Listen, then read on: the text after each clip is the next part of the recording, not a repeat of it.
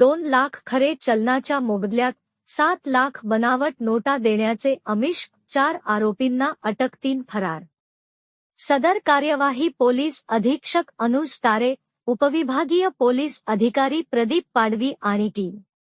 Police station Manora दिनांक 31 मे 2025 रोजी 2 लाख खरे चलनाच्या मोबदल्यात 7 लाख बनावट नोटा देतो असे सांगून दरोडा करण्याच्या तयारीसह फसवणूक करणाऱ्या इसमा विरुद्ध कारवाई केली आहे। पोलीस स्टेशन मानोरा, जिल्हा वाशिम, पोहरादेवी ते कोळवण फाटा,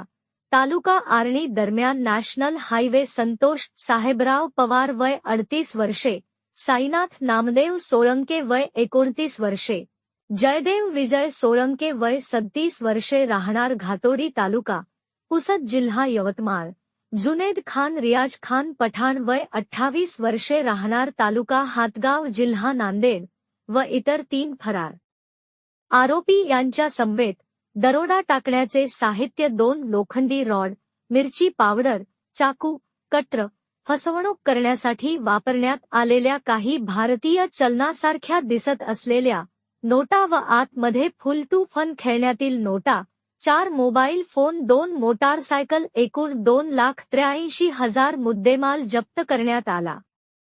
सदर कार्यवाही पोलीस अधीक्षक अनुज तारे, उपविभागीय पोलीस अधिकारी प्रदीप पाडवी, पोनी शिंदे साहेब यांच्या मार्गदर्शनाखाली कारवाई पथक, सपोनी प्रदीप अल्लापूरकर, PSI विजय Ajmire, Abhijit Bare, police head constable Rahul Jaysingkar, Manish Agaldare, Firoz Khan, police station Manora यांनी केली। पुढील तपास API अल्लापूरकर करीत आहे। प्रतिनिधी अब्दुल अजीज, न्यूज 24, आपकी आवाज।